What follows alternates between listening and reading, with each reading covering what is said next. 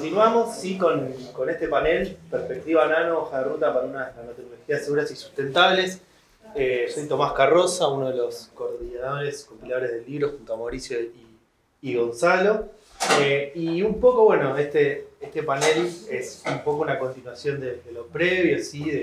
de poder articular ciertas reflexiones y también esta hoja de ruta, como lo comentó Mauricio, también nosotros entendemos como ciertos indicios o puntapié para pensar lo que sería la tercera edición, ¿sí? el tercer volumen y hacia qué lugares podríamos ir, ¿no? O cómo imaginamos también esto que a veces hablamos con Mauricio de esta hoja de ruta como futuros nanotecnológicos, ¿sí? o ciertos conceptos también asociados a imaginaciones nanotecnológicas, ¿sí? y obviamente, sobre todo en el contexto que todos conocemos de nuestra realidad. Así que en este panel tenemos a Vera Álvarez, de la FAN, de ITEMA, CONICET, directora del Sistema Mar del Plata, a Galo Solerilla, del INS de aquí, UNSAM CONICET, a Sara Vilmes, de UBA CONICET y de la Comisión Argentina Brasilera de Tecnología, y a Diego Lamas, de ITECAN, CONICET y de aquí de la Universidad de San Martín.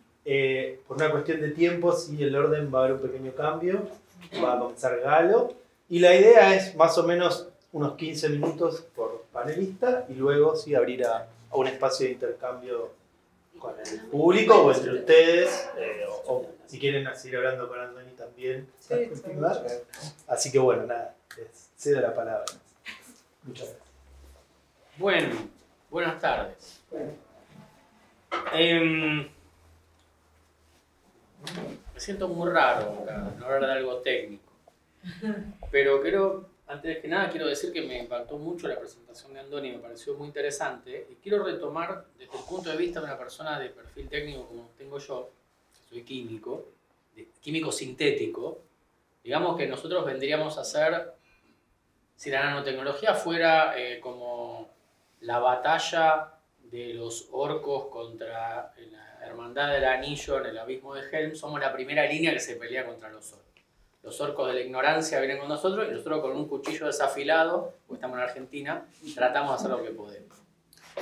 Pero me parece muy importante, este cambio de paradigma me parece muy importante y lo he estado viendo en las últimas discusiones con colegas, una ciencia no centrada en el ombligo del científico, sino en el impacto social de la ciencia. Porque en el fondo eso es lo que hacemos cuando uno se pone a preguntar ¿para qué hacemos lo que hacemos? Uno puede subirse a su propio ego. Ya sabemos que el argentino, ¿cómo se suicida? Se tira de su ego. Pero no es que muere del porrazo, muere de hambre, porque nunca llega al fondo. Pero bueno. Entonces, nuestra cuestión está ahí, ¿no? De cómo realmente impacta en la sociedad. Y después vamos a ver, quiero sentar un tema concreto, que es el siguiente, que tiene que ver mucho con el desarrollo nanotecnológico y con el desarrollo social de la nanotecnología, hasta donde yo sé, desde el punto de vista de una persona que trabaja técnicamente en eso. Hay un punto de la ética del trabajo que es la información. La información que uno termina dando concierne a la sociedad. Y todo esto de información abierta significa que los datos que yo hago, como parafraseando a Ben Feringa, ¿no? Cuando yo hago una molécula en Holanda o en Argentina es lo mismo, las reglas de la química son las mismas en todo el planeta. Bueno, las reglas de la nanotecnología son las mismas en todo el planeta, pero como químico sintético que soy, de hacer nanomateriales, hay una cuestión en la síntesis de nanomateriales que es la reproducibilidad. Y que es un tema que es súper importante por lo siguiente. Así como sabemos que la nanotecnología depende de los nanomateriales y que los nanomateriales tienen nuevas características y que esas nuevas características nos abren nuevas dimensiones. Ya notamos en el paradigma, en el viejo paradigma, estructura, propiedad, sino que ahora tenemos varios ejes: estructura, propiedad, superficie, tamaño, forma, para empezar. Y después otros. Entonces, dada esa multiplicidad de posibilidades de información, cuando uno sintetiza un nanomaterial, lo está haciendo en condiciones de sintetizar algo que es esencialmente inestable y frágil. Y al ser inestable y frágil esencialmente, lo hacen evolucionar de maneras muy diferentes. Entonces uno tiene que tener mucho cuidado con cómo reporta no solamente el material, sino cómo lo hizo, cuál fue todo el camino que pasa en la experimentación. Y como comentamos con Sara y como lo enseñamos hace más de 20 años, y lo hemos desarrollado con toda la gente local, extranjera que nos ha ocurrido, Miguel Blesa, Alberto Regazzoni, Cleman Sánchez, Jackie Valle, Paulita, etcétera, y otros amigos, cantidad de amigos. Ella es Paula. Señora Paulita. Paulita y otros. Al comienzo. Trabajaron de todo. Existen, cuando hacemos un nanomaterial, existen variables experimentales que podemos controlar, que llevan a características controlables. Existen reportes que nosotros damos, pero existen variables ocultas de las cuales no tenemos idea. Les cuento una anécdota sencilla de mi experiencia personal. Hace 20 y tantos años queríamos hacer unas películas delgadas, porosas de óxido de circonio y de titanio. Las hacemos en el laboratorio en París y funcionaban fenómeno, daba bien lo que tenía que dar, y nos fuimos a medir el proceso de fabricación, nos fuimos a medir el mecanismo de formación a Italia. Las hacíamos en París en verano y nos fuimos a Italia en invierno. Vamos, nos ponemos, tenemos un turno en el sincrotrón que implica mucha plata, mucha logística, nos movíamos con una computadora grande, una serie de anécdotas. Llegamos, ponemos la solución, hacemos todo como hacíamos en París, no funcionaba. Por supuesto, ¿quién tiene la culpa? El argentino que había hecho las soluciones. Me dijeron de todo menos lindo. Volvemos a París, no dio el experimento. Volvemos a París, anda el experimento. ¿Qué pasó? Bueno, no habíamos tenido en cuenta la temperatura y la humedad. Claro, hoy en día, 20 años después, decimos, ¿cómo no vas a tener en cuenta la temperatura y la humedad en la formación de algo que tiene 80 nanómetros de espesor, que la difusión de agua es el segundo? La humedad ambiente te lo infla o te lo desinfla, como vimos luego haciendo otras medidas experimentales. O sea, sabíamos hacerlo en ciertas condiciones y sabíamos informarlo y nuestros datos estaban. Pero no teníamos en cuenta otras variables. A eso lo llamamos variables ocultas. Muchas veces son variables que no tenemos en cuenta en el proceso de diseño y síntesis. Bien, ¿a qué voy con esto? Que es importantísimo tener una buena documentación. Porque documentación implica reproducibilidad y reproducibilidad implica que podés compartir socialmente tus datos para que otros lo hagan. No hay, y bueno, eso es algo que también mencionó Andoni, que me parece muy importante. A partir de esto, bueno, ¿qué pasa en nanotecnología? Tenemos tantas variables ocultas y tenemos tantas variables pertinentes al generar una... No hablemos de inyectar una nanopartícula en un ratón para ver si curamos el cáncer. No hablemos de eso. Eso es muchísimo más complejo porque además tenemos interacciones de nanopartículas con biosistemas. Hablemos simplemente del hecho sencillo de hacer una partícula de un tamaño determinado, de una forma determinada, de una superficie determinada. Eso hay que documentarlo bien. Entonces, ese objeto, así como tiene distintas propiedades, características de su tamaño, forma, superficie, composición, una de sus propiedades es la toxicidad. Otra de sus propiedades es la disponibilidad medioambiental. Otra es la vida en el ambiente, otra es la posible contaminación. Eso implica que si el espectro de variables, el universo de posibilidades de la síntesis tiene 4 o 5 dimensiones en vez de una o 2, el espectro de toxicidad, disponibilidad ambiental, sustentabilidad y, ¿por qué no?, economía de producción, también tiene enormes ramificaciones que hacen imposible el estudio sistemático. Es muy caro. Los programas enormes, el 7º y 8º programa Marco, creo que fueron. ¿Vamos por el 9º ya? Sí. Bien. Hubo iniciativas fuertísimas, y ya se mencionó, sobre disponibilidad ambiental o nanotoxicología, ni siquiera arañaron la superficie. Porque la cantidad de datos, y de datos de largo plazo, y de variabilidad de los materiales que hacemos es tal que hacen imposible procesar eso. Eso es uno de los problemas que tenemos en Nano. La imposibilidad de procesar adecuadamente la cantidad de información, sobre todo con datos que desde la síntesis vienen complicados. Entonces, ese para mí es un problema crucial. Ha habido iniciativas, hay una iniciativa muy interesante que se llama el FAIR. El FAIR es una iniciativa que tiende, va bajo sus 4 letras, ¿no? FAIR Definable, A de Accessible, I de Interoperable y R de, ¿qué era? Reusable. Que lo que pretende, por ejemplo, es para los diversos procesos de formación de determinados tipos de, en este caso, partícula, hacer un seguimiento y hacer un labeling de todos los procesos y de todas las características de manera tal que se puedan usar entre diferentes laboratorios y diferentes actores, no solo laboratorios. Entonces, bueno, la creación de una gran comunidad de intercambio abierto de datos. Eso creo que es algo muy positivo. Eso es algo que muchas veces yo he contribuido muy pobremente a una publicación, porque estaban todos muy preocupados por cómo describir bien los proyectos. Como yo les puse un parrafito sobre la reproducibilidad de Pep, me lo borraron. Bueno, pero está bien, listo. Estaban preocupados por otras cosas que son supra. O sea, eso, el FAIR es una cáscara que queda arriba que es supra la nanotecnología, abarca más cosas también. Entonces, ahí creo que hay un punto que es interesante, en cómo lograr estos protocolos de intercambio de datos. Los protocolos de intercambio de datos también tenemos un problema ahí. Si nosotros queremos proteger nuestra investigación porque la queremos monetizar, nos va a ser más difícil hacer un protocolo de...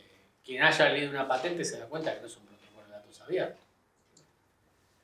Y ahí quien quiera hacer imagínense hacer el seguimiento nanotoxicológico de una patente.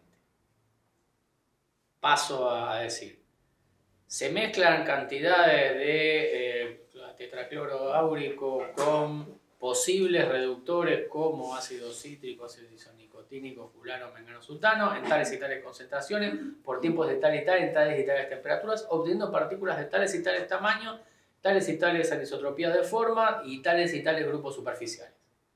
Buena suerte, Charlie. Alguna de esas va a ir a un EVA-test y el EVA-test alguien lo va a tirar en un basural. ¿Cómo se va a disolver eso? ¿Qué partículas sé? Imagínense hacer el tracing toxicológico, es imposible. Entonces, ahí es una disyuntiva muy fuerte entre las posibilidades de nanotecnología, las habilidades de comunicar de manera abierta a la sociedad, porque es la... A ver, lo que Andoni decía era muy interesante, pero son las políticas. Las políticas son las políticas de que... ¿Cuál es la regla de oro? El que tiene el oro hace la regla. Entonces, los gobiernos hacen las reglas, hacen la política y dan la financiación y lo que hay para que eso se produzca. Si esas son las reglas, hay que hacer un análisis muy importante sobre el impacto social y mi punto 1 es, con tantas incertezas en este campo, es tal la cantidad de información que hay que manejar y es tan caro obtenerla que no es fácil. Esa es la pregunta que tiro acá. ¿Cuál es el costo y cuál es el esfuerzo que hay que hacer para poder realmente entender el impacto social de las nano, no solo en su función que queremos, sino en las demás funciones, en las demás funciones colaterales, digamos? Y el segundo punto es, bueno, estas estrategias de intercambio de datos y de ciencia abierta, ¿realmente sirven para lo que deberían servir? ¿Nos dan una plataforma para realmente economizar esfuerzos? Tercer punto. En la ética del investigador está bueno, pero en la gente que compite, porque los laboratorios no son colaborativos, son competitivos muchas veces. ¿Cuán cándido es este intercambio? Esas son mis preguntas. Esos son mis principios. Si no le gusta, tengo otros.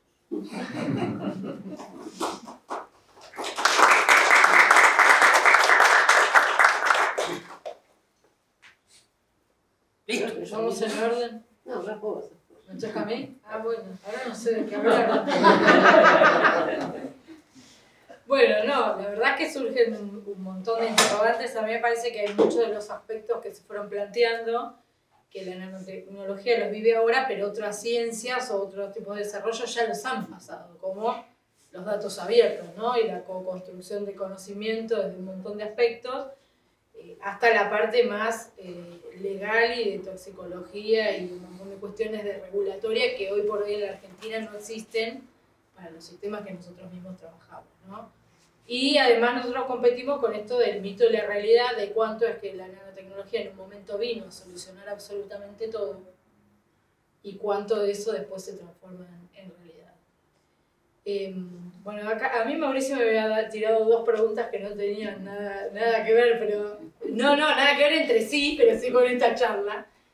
Y una venía más del mundo de cómo esto de la nanotecnología por ahí colaboraba o no en el agro, y ahí por ahí un poco más desde mi punto de vista de científica pasada a una EBT real concretada que hoy trata de vender productos para el agro que reemplacen a los agroquímicos, ¿no? O sea, como que el primer potencial es, tenemos algo concreto que daña la salud del medio ambiente, a la salud humana del medio ambiente, animales, ecosistemas y demás, y venimos con una propuesta de algo nano que podría suplir eso. Entonces tenemos primero la parte técnica, que por supuesto que los desafíos, en este ego que dice Galo, creemos que los podemos cumplir todos, y hemos avanzado mucho en esos aspectos. Pero el primer portazo, la primer pared grande es cómo haces para que el productor deje de vender un herbicida y quiera usar esta tecnología, ¿sí? Eso no es tan fácil. Porque lo primero que te dicen es, yo tengo este producto que vale millones, y no voy a dar nombres de empresas, pero todos lo saben, y yo no puedo ir contra todo eso para tratar de implantar que exista esta solución que cuida el medio ambiente, la salud, es económico, es rentable, es escalable, a partir de conocer un montón de variables y demás, y de haberlo hecho uno y trabajar en las cosas que decía Galo, en la reproducibilidad y demás, pero si no se lo puedo vender a nadie, ¿dónde se queda eso? Se queda en un paper. Y ahí discutimos que ya los datos, por algún motivo, se los cedemos a las editoriales de la revista, que es otro debate que viene de la nanotecnología. Y ahora además hay que pagar para publicarlo y para que otro te lo lea. O sea, es una combinatoria, ¿no? Casi imposible. Y uno a veces empieza a ceder. ¿Qué quiere decir con ceder? Cuando nosotros empezamos hablando con una gran empresa, nos dijo, a mí me gustaría usar menos dosis de mi agroquímico y agregar tu producto, pero no sacar el agroquímico, porque si no, ¿qué vendo? Y uno ahí se plantea un montón de cuestiones de estas, de ética, moral, técnicas y demás, de si sigue por ese camino o trata de solo ir tipo el Don Quijote ahí con la espada y ver si su producto termina en algún lado. Bueno, ahí hay como varios caminos posibles que también podemos discutir. En el caso nuestro, en algunos aspectos cedimos y en otros no. Y terminamos haciendo una empresa propia y no vendiendo lo que hacemos a otra empresa, que es un camino mucho más tortuoso, mucho más complejo, mucho más lento, pero yo creo que nos va a llevar a un lugar mucho mejor. Eso se suma a una coyuntura actual donde, de vuelta, no es la nanotecnología lo que está en juego en este momento en discusión, sino si la ciencia y la tecnología en este país sirve para algo. Y en ese sirve para algo, por supuesto que están todos estos factores de desarrollo económico y social, donde le tratan de vender a la gente que lo que gastan en nosotros no se puede usar en salud, no se puede usar en educación, no se puede usar para exportar cosas y demás, cuando en realidad en esos sectores tampoco se invierte, ¿no? Entonces la verdad que es un momento complejo en ese sentido, donde la Fundación también está luchando por sobrevivir, ¿sí? Donde los que estamos a cargo en este caso hemos tomado la decisión de mantener a flote todo lo que se pueda, pero realmente es muy complejo. Donde, bueno, como contó Mauricio hace un rato, nos han aprobado subsidios que no sabemos si nos van a otorgar o no, y nos dicen que nos volvamos a presentar con un proyecto que alguien ya nos aprobó. Entonces no sabemos si tenemos el financiamiento, si no lo tenemos. Es muy complejo en este contexto tratar de pensar en esas otras aristas del problema que son súper importantes. Y ni hablar, que esto seguro lo va a contar Sala, las relaciones que tenemos internacionales con otros países donde hemos acordado ciertas cosas que ahora no podemos cumplir. Entonces, ¿cómo nos posicionamos en ese lugar? Dejo por ahora acá, sí, después seguimos debatiendo. ¿Quién sigue? Bueno, a mí también Mauricio me tiró preguntas. Y yo soy demasiado prolija y no puedo salirme. No sé, salió un poquito, pero bueno. Bueno, no, pero Mauricio me pidió que hablara en relación con la seguridad y la sustentabilidad de la nano en base a la región, ya que estoy hace muchos años en una red autoensamblada, autogenerada, nada institucional, que es la red NanoAnde, pero que hace 12 años que hace escuelas y que intercambia, digamos, pero es una cosa muy poco formal, pero funciona. Y además estuve, bueno, como participante y los últimos años como coordinadora por Argentina en el Centro Argentino-Brasileño de Nanotecnología, que antes al principio se llamó de Nanociencia y Nanotecnología, pero se le cayó la N de Nanociencia, no sé por qué, se le cayó. Pero claro, que eso sí es un acuerdo entre Argentina y Brasil, los ministros, los presidentes, todo lo que sea, y que es algo que depende terriblemente de los vaivenes de cada uno de los países, porque nosotros estábamos así con todo y estaban con Bolsonaro y entonces no podían moverse, después ahora cambiamos y acá se murió todo, no existe más. Es más, no tengo a quién mandarle una nota o saber qué nota y qué pasa. Bueno, pero eso es coyuntural. A lo que voy es que en todas esas instancias, digamos, voy a hablar primero del Centro Argentino-Brasileño, es algo que funciona desde el 2005 con estas idas y vueltas, pero que básicamente se concentró en promover la nanotecnología, las nanociencias, hacer, digamos, formación de las nuevas generaciones, porque ahora la tenemos bastante asimilada a la nano, pero hace 20 años era como algo distinto. Entonces había que empezar con una tarea de formación primero. Y en esa tarea de formación, bueno, las escuelas, intercambios de personas, proyectos de investigación, donde especialmente doctorandos o máster o jóvenes van a otros laboratorios a adquirir experiencias complementarias. Bueno, entre Brasil y Argentina eso ya venía funcionando porque tenemos muchas cooperaciones con Brasil independientemente del KBN. O sea, todos tenemos cooperación con el sincrotrón, con la Universidad de Campinas, con Araraquara, con lo que sea, porque, digamos, nos conocemos y son todos muy generosos los brasileños, lo que es. Entonces, eso existía y va a seguir funcionando. De vuelta, estamos con esas cooperaciones que son autoensambladas, o sea, no formales, no ligadas a las políticas públicas. Nosotros funcionamos por donde queremos. Y NanoAnde, que ya abarca muchos más países y que además hemos ido incorporando, porque los Andes están nada más que en América del Sur, pero México y Costa Rica están desde el principio y ahora está Brasil también, que no tiene Andes, pero está en NanoAnde.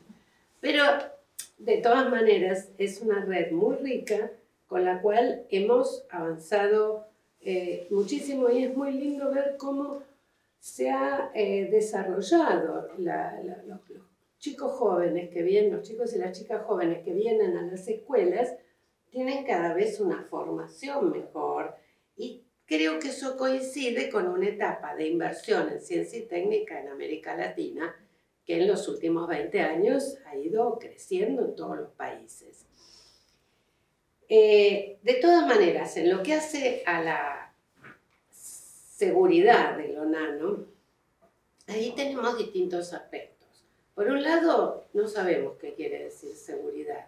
Y si tomamos lo precautorio, no hacemos nada, ¿no? Entonces, ¿qué es seguro y qué no es seguro? Porque no hay mucha financiación para proyectos de investigación que son largos, donde se analice, bueno, la interacción de una partícula con una célula, qué tipo, tenemos además una biblioteca de células diversas y de partículas diversas, porque las hay de distintos materiales, redonditas, estiradas, con puntitas, sin puntitas. Entonces, eso en este momento no se puede decir absolutamente nada acerca de la seguridad. Con esto que decían al principio, vos lo dijiste, Mauricio, de 1 a 100 aproximadamente. Y digamos que sigue siendo aproximadamente, porque puede ser que una de 2 nanómetros te mate, pero una de 2 nanómetros no te haga nada. Entonces, ahí es donde está la diversidad de partículas y de organismos vivos que realmente tenemos que conocerlo, pero para conocerlo hace falta decisión política de querer conocer cuál es el impacto de las partículas en las células. Y eso, porque de ahí va a venir el financiamiento no va a venir de las empresas.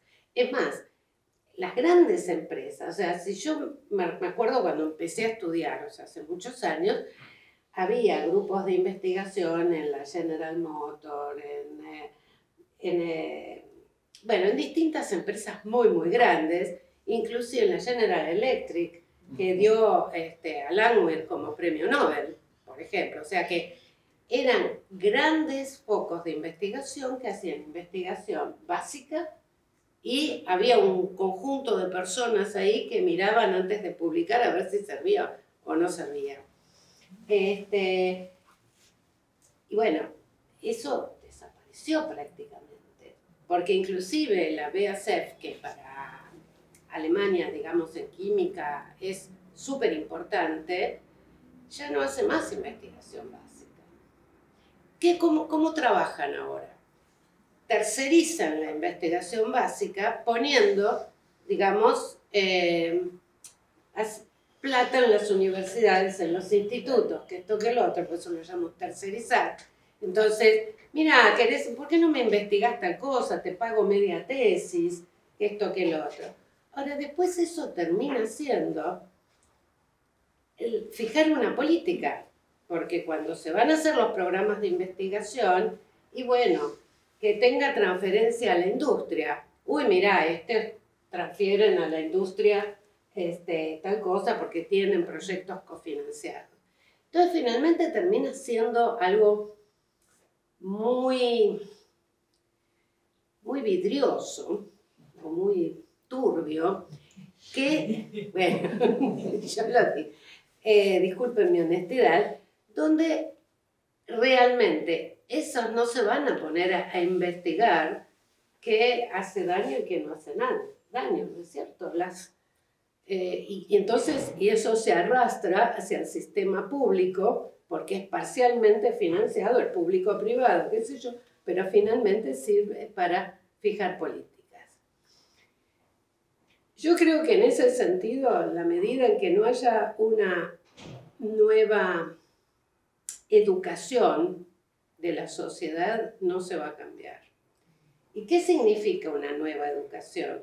Significa, primero, volver a incrementar el pensamiento crítico, dejar que se cuestionen las cosas, porque si nos fijamos en lo que es la educación, y no solo en Argentina, yo pensaba que era solo en Argentina, pero es en todas partes, ¿no? Bueno, ahora vamos a hacer tal cosa. ¿Qué hicimos hoy? Entonces, tal cosa. Y así vamos. Entonces, solo las élites tienen pensamiento, digamos, formación en pensamiento crítico, no la masa. Y entonces, ahí es donde nos encontramos en una situación ¿Cómo vamos a integrar a esos interlocutores en nuestras experiencias? No, vamos a estar siempre los científicos subidos al pedestal, ahí o en el ombligo, como decís vos, o en el ego, subidos al ego, y no, ustedes no entienden. Entonces, es muy difícil poder hablar entre todos así, si yo me pongo en una relación totalmente asimétrica. Entonces yo creo que la única forma, y por eso me gustó tanto la charla anterior, es tratar de converger a una situación de integración de todos los sectores, pero una interacción horizontal, una interacción sin asimetría. Y para eso es necesario empezar desde todos a educarnos en escuchar, educarnos en hablar, educarnos en todo eso. Cosa que yo he tratado de hacer, ya lo saben, con la docencia, pero no he sido muy aceptada. Tengo que decirlo en mi facultad. Pero salvo algunos colegas de Galo o Darío, pero los demás, no. Entonces, ¿cómo hacemos para generar un espacio conjunto? Es la pregunta que yo tengo.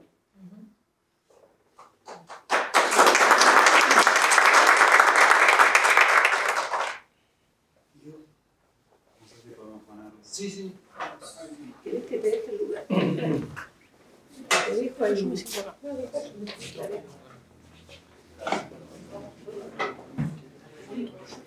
No, porque así lo veo en él. Y aparte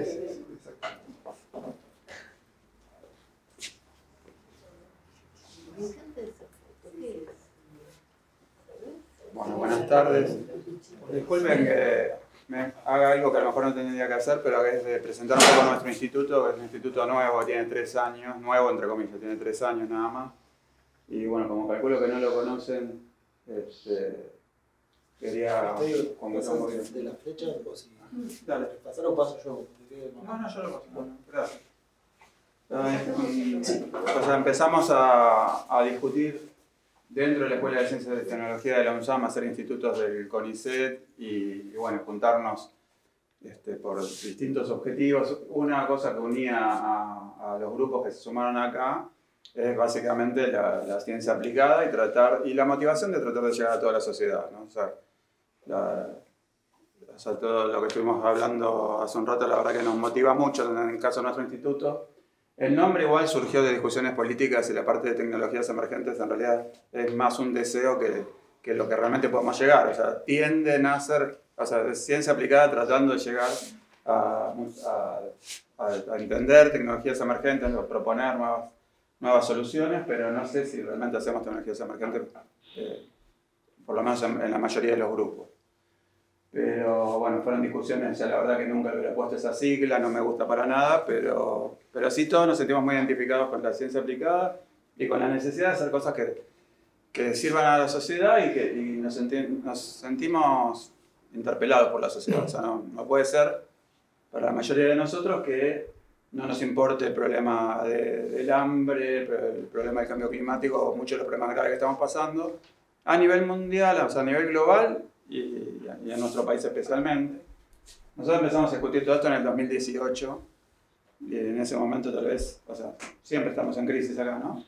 Pero tal vez no sentíamos la crisis que sentimos ahora. Entonces todo esto todo el tiempo nos interpela y cada vez más fuertemente.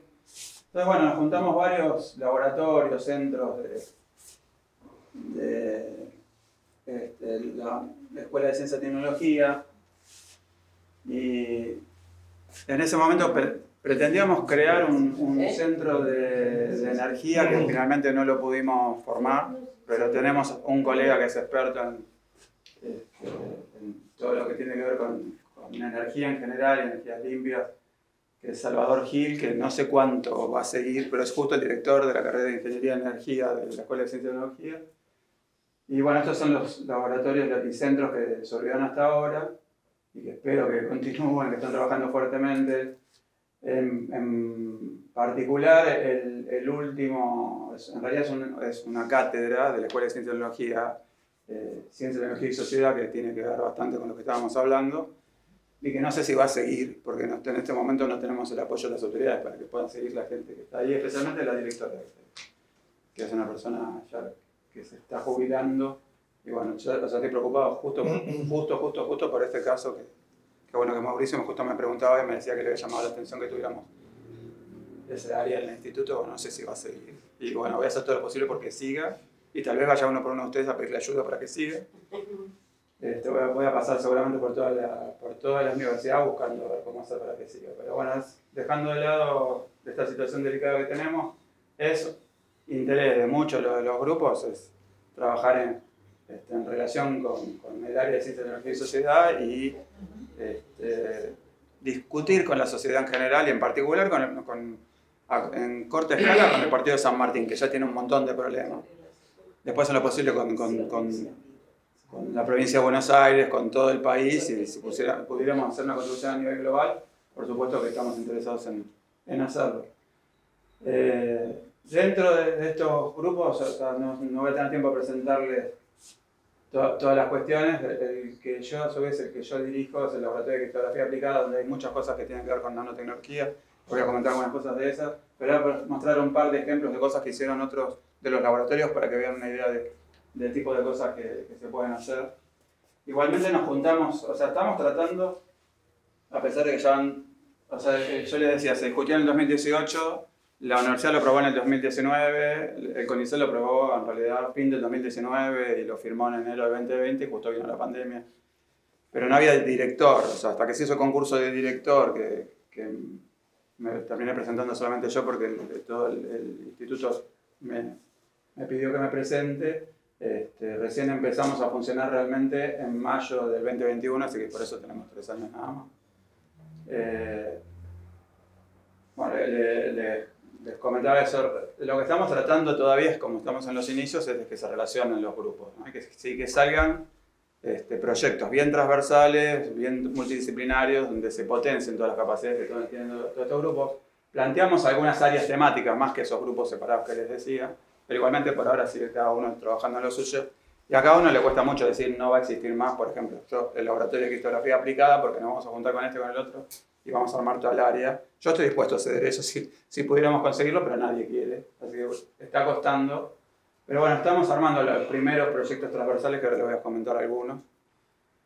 Y bueno, vamos a ver, por ejemplo, un proyecto que a mí me parece muy relevante y que está involucrando varios grupos, tiene que ver con, dentro de lo que es el problema del cambio climático, una consecuencia clara en Argentina son los incendios, que cada tanto aparecen en el verano, y hay incendios por todos lados. Eso nos trae problemas de mil tipos, especialmente a la salud. Y entonces, por un lado hay un grupo, lo que se llama el CECIMA, el Centro de Estudios en Salud y Medio Ambiente, que tiene gente que trabaja en toxicología, viendo el problema a la salud directamente de las partículas que se generan en los incendios. Por otro lado hay gente de matemática que está viendo cómo se propaga toda esa pluma, digamos, y hasta dónde llega.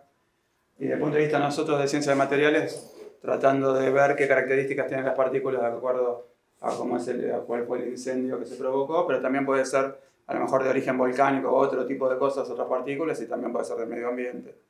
Entonces, bueno, ciencia de materiales, las técnicas e incluso de la nanociencia y la nanotecnología, a ver cómo podemos contribuir. Y bueno, eso es un proyecto que hoy es un PICT, de los que sí están siendo financiados 2021. Que estamos trabajando estos grupos juntos, por dar un ejemplo, pero todavía estamos luchando porque se genere más relación. Es un grupo que fue, entonces, como les decía, es un instituto que fue reconocido por el CONICET, más o menos ahí ven el número de investigadores CONICET en total. Yo diría que en todo el instituto hay unas 60 personas, unos 40 y algo de investigadores entre UNSAM y CONICET, y bueno, una decena de becarios, todavía necesitaríamos tener más. Prácticamente no tenemos personal administrativo ni de apoyo uno y uno. ¿No? Esa es más o menos la situación. Lo que nos motivó cuando creamos el instituto es justamente hacer algo que sea relevante para la sociedad, y en ese momento empezamos a discutir y directamente planteamos estos ejes que ustedes deben conocer, los objetivos para el desarrollo sostenible, los 16 objetivos, y empezar a ver qué podemos hacer dentro de cada cosa.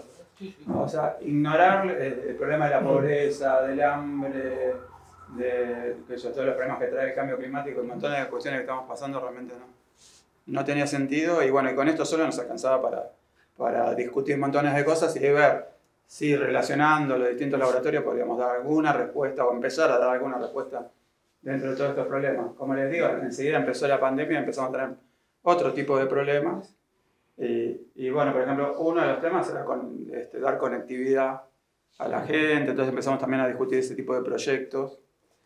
Y bueno, después todo lo que tenía que ver con la educación y la educación para todos. O sea, tuvimos varias discusiones a lo largo del tiempo. Les dejo algunos de los proyectos que estamos trabajando, pero por ejemplo, uno tiene que ver directamente con nanomateriales, un tema que yo estoy trabajando ya hace muchos años, que tiene que ver con algo que se llama polimorfismo, que tiene que ver con muchos compuestos que según o sea, la misma sustancia se puede ordenar de distintas maneras y según cómo se ordena cambian las propiedades. Eso se estudia con técnicas de rayos X que nosotros disponemos en nuestro laboratorio, pero cuando las partículas pasan a dimensiones nanométricas puede cambiar eso completamente y pueden estabilizarse lo que en ciencia material se llaman fases distintas a lo que aparece cuando las partículas son más grandes, y eso justo se estudia por técnicas de rayos X como tenemos en nuestro laboratorio. Entonces, bueno, ese tipo de cosas puede ser importante, por ejemplo, las aplicaciones pueden ser en energía. Puede ser, por ejemplo, acá en la FAN se está incubando MAP, que es una empresa que, por ejemplo, desarrolla implantes dentales basados en óxidos de circonio, que es justamente uno de los que presenta esto.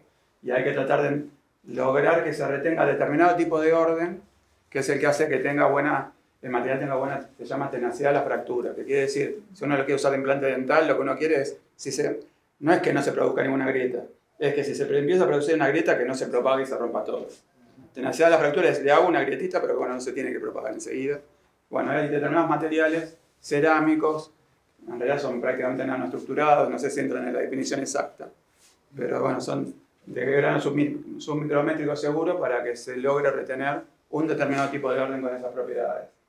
Después nosotros también estamos investigando, y en muchos lugares, estamos investigando nanomateriales para generación limpia de energía usando dispositivos que llaman celdas de combustible.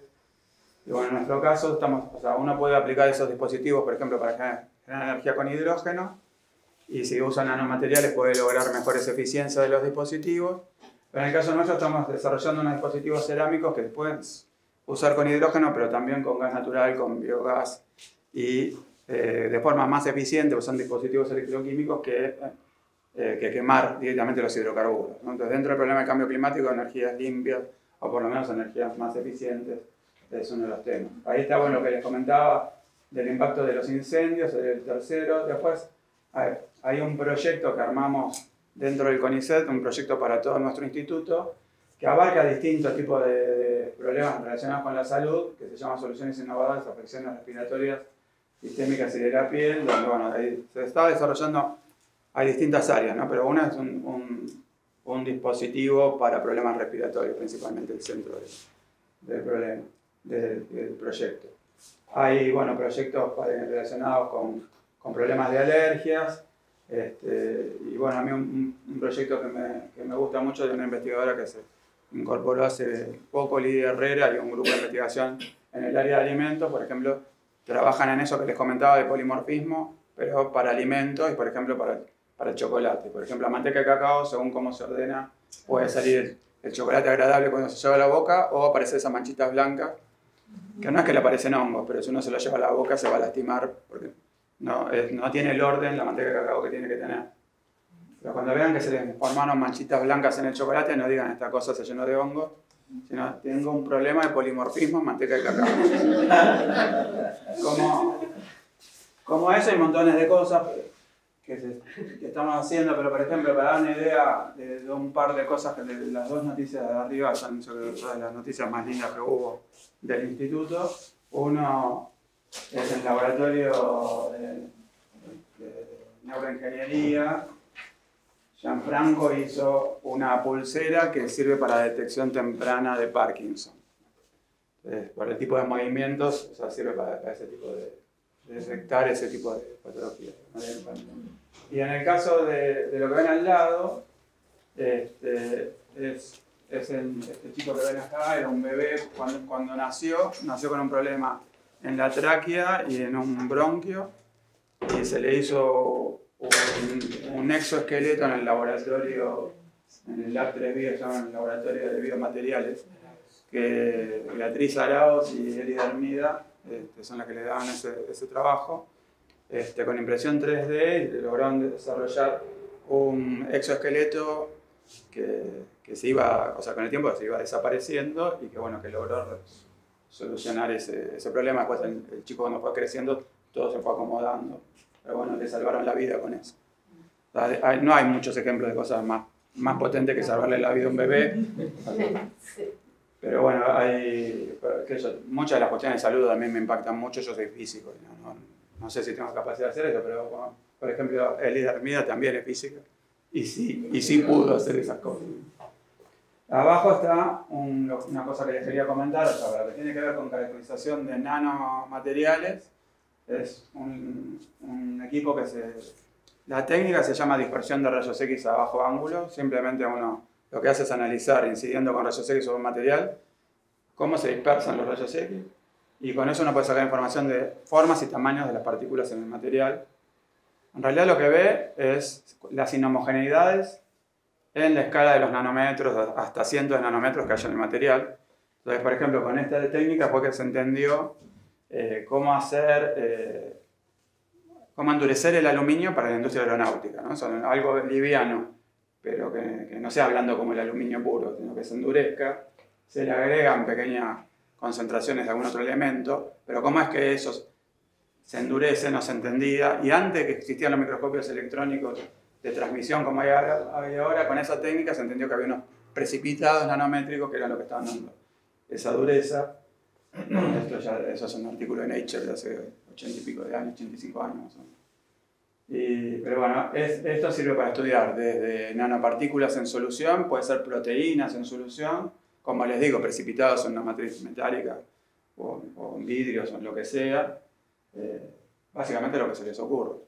Y también sirve para hacer difracción, que es la técnica que les decía, que permite ver cómo están ordenados los átomos, mientras sean cosas que difracten ángulos bajos, que serían cosas con moléculas grandes. Por ejemplo, el chocolate también se puede estudiar ahí.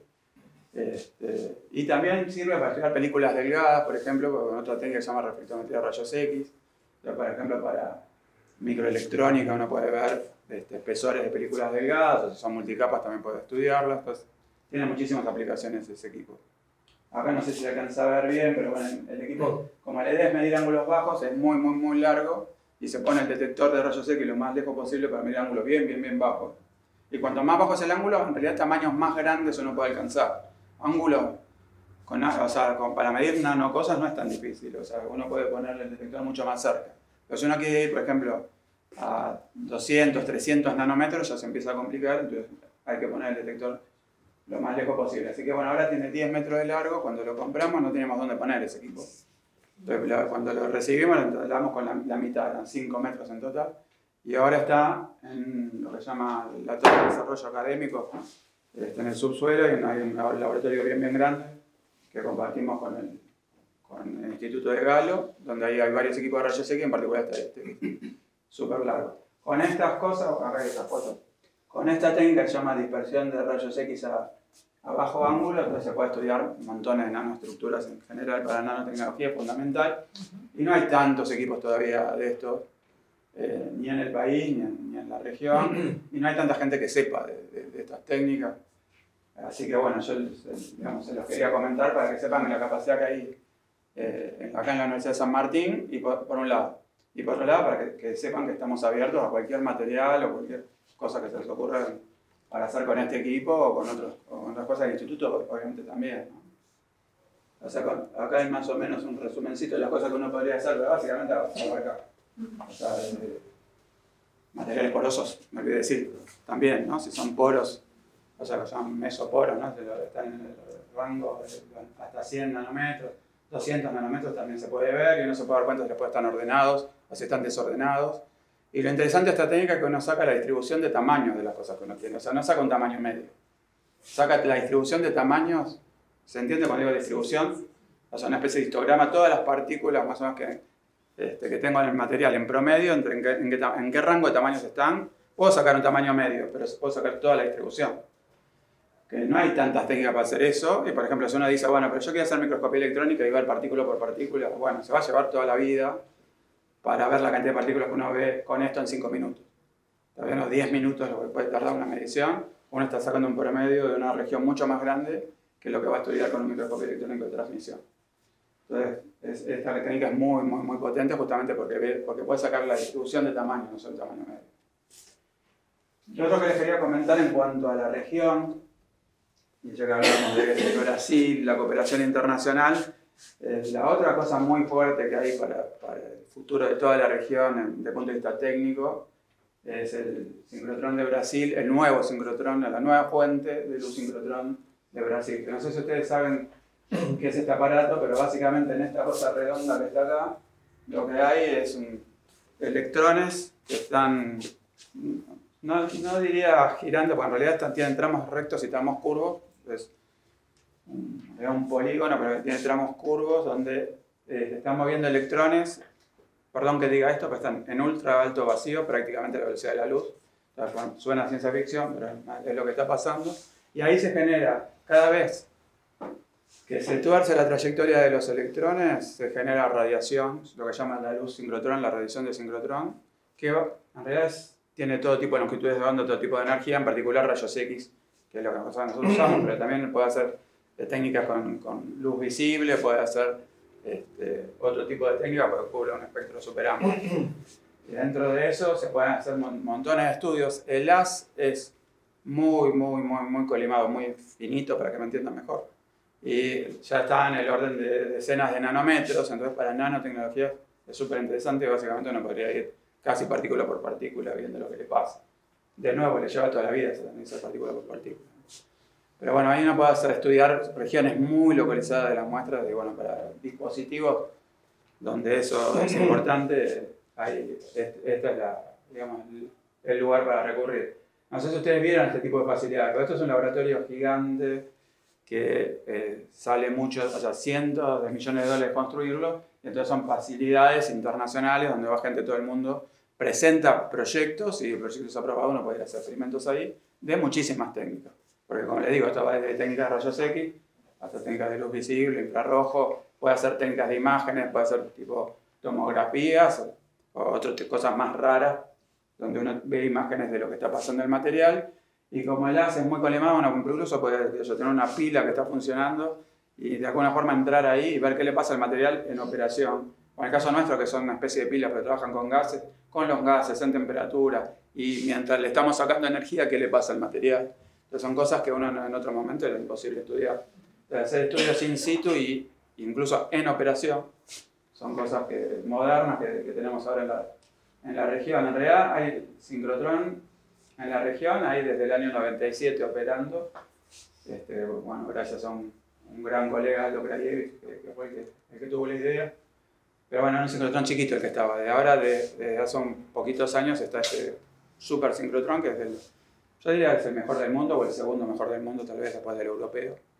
Y bueno, viene gente de todos lados ahora. Entonces yo creo que el futuro, digamos, para la región, si nos ponemos a estudiar, ¿no?, todas estas cosas nuevas, también en Argentina se está desarrollando un laboratorio de láser de neutrones, esperamos en algunos años la aplicación de estas técnicas neutrónicas también es muy interesante para estudiar materiales. Y bueno, hay muchísimas posibilidades todavía, a pesar de toda la situación del país, de la región y del mundo, hay muchísimas cosas nuevas para intentar. Y bueno, yo trato de ser optimista siempre de presentar también las cosas que podemos hacer. Después, por supuesto, que en la situación que estamos, a mí lo que más me preocupa es la parte de formación de recursos humanos. Me parece que es lo más importante, especialmente para la gente más joven, tiene montones de cosas para hacer, el mundo está cambiando, tiene montones de problemas nuevos y también de nuevas soluciones. Y la única forma para mí de aclarar todo eso es estudiando y buscando nuevas respuestas, ¿no? Y dentro de eso, para mí lo más importante es eso, ¿no? Formar recursos humanos y bueno, después ver si entre toda la comunidad encontramos alguna respuesta o si es gracias a la creatividad de alguno que nos des alguna solución. En particular, yo les quería comentar con respecto a estas técnicas, es que estamos organizando una escuela, un curso, puede ser de 1 semana o 2 semanas, dentro de poco tiempo, y bueno, si ustedes lo quieren difundir, nosotros encantados de recibirlo, porque bueno, claramente todas estas cosas necesitan que se difundan, y bueno, a pesar de todos mis intentos todavía no son tan extendidos, ni las técnicas de rayos X convencionales que uno puede tener en un laboratorio, ni las técnicas de sincrotrón. El profesor Aldo Krajewicz fue el que, como le decía, que tuvo la idea de hacer este sincrotrón. Falleció el año pasado y bueno, la escuela es en homenaje y en agradecimiento a él, ¿no? Porque o sea, es muy impactante que se hayan creado una facilidad abierta. O sea, es un lugar al cual uno va a hacer experimentos y uno usa todas las cosas que está ahí como si fueran de uno. Que eso no pasa en ningún laboratorio de ningún lado. O sea, yo voy al laboratorio de al lado y ya no me dejan pasar. Y ahí voy y ni siquiera siendo director de instituto. Y ahí uno va y hace los experimentos más avanzados que uno se puede hacer en el mundo. Entonces, a mí me impactó mucho que, por ejemplo, alguien como él haya dedicado muchos años de su vida a que se construya algo que en realidad es para el que lo va a usar, ¿no? Y bueno, él dio muchísimos cursos, yo tuve la oportunidad de dar cursos con él y bueno, un poco también por eso, por el agradecimiento, por lo que aprendí y por lo que él vi que él hacía de compartir su conocimiento, de lo que hablábamos también, ¿no? De que se compartan los conocimientos, los datos, también que hacemos este tipo de escuelas. Pero bueno, hay muchas escuelas, mucha gente con ganas de dar cursos. En un momento el Sistema Nacional de Rayos X y los sistemas nacionales en general del Ministerio de Ciencia financiaban cursos de montones de cosas, y el de Rayos X en particular de estas cosas. Y bueno, ya desde el año pasado que se habían dejado de financiar. Se compraban muchos equipos, en realidad, de distintas técnicas en el país, y si no hay cursos va a ser muy difícil que se aprovechen. Porque ahora esta técnica de bajo ángulo se compraron un par de equipos más, y por lo que vi, la mayoría de la gente no está capacitada. Y a lo mejor tienen a alguien capacitado para usarlo, pero después no está la gente que sepa qué hacer con esos datos, aunque mide. Entonces, si no hay una comunidad de gente alrededor de los equipos, de los grandes equipos, por ejemplo, este nuestro costó $500.000. Para que valga la pena que el país invierta $500.000, tiene que haber una gente que se ponga a estudiar. Así que bueno, a mí lo que más me preocupa es eso, qué hacemos con la formación de recursos humanos. No sé si dejarlo como pregunta, digamos, no sé si ustedes tienen alguna reflexión sobre eso, que obviamente me interesa, y sobre todo la cosa que vamos a hablar. Pequeño comentario.